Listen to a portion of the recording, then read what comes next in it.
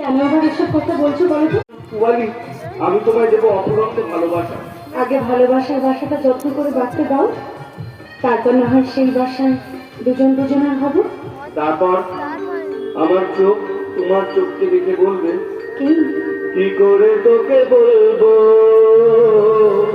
তুই কে আমার, আয়নার সাথে চলবো সব পারা পাহাড়। গাইজ, এটা রাহুল।